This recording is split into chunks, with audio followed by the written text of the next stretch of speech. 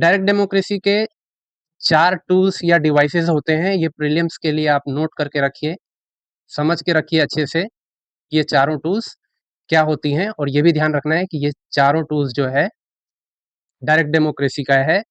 India में ऐसा आपको देखने को नहीं मिलेगा।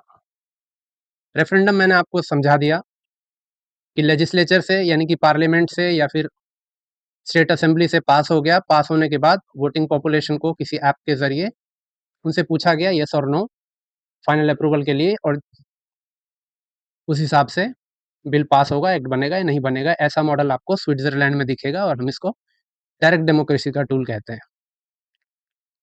दूसरा सिनेरियो सोचिए, हमारे यहाँ सड़कों पे जगह-जगह गड्ढे होते हैं, सड़कें टूटी-फूटी होती हैं या धँस जाती है और उसमें कई सारी जानें जाती हैं। अब मान लीजिए इंडियन सिटीज़न्स चाहते हैं कि इन तरह की सड़क हादसों में लोगों की जान जाने के लिए जो कॉन्ट्रैक्टर्स हैं, इंजीनियरिंग ऑफिसर्स हैं या मिनिस्टर्स हैं, जो भी इस तरह के अकाउंटेबल ऑफिस में हों, उनको लाइफ टाइम इम्प्रिज़न कर दिया जाए, उनको जेल में डाल दिया जाए, उम्र कैद हो जाए। अब इस तरह का बिल यदि हम चाहते हैं कि पास हो और हम ही बिल ड्राफ्ट करके फिर पार्लियामेंट में भेजें कि इस पे डिबेट एंड डिस्कशन करिए।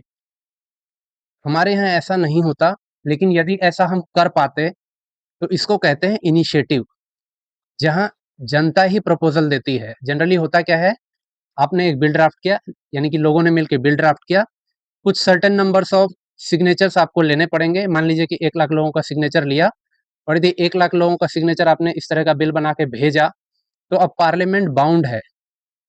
बाउंड है किस लिए?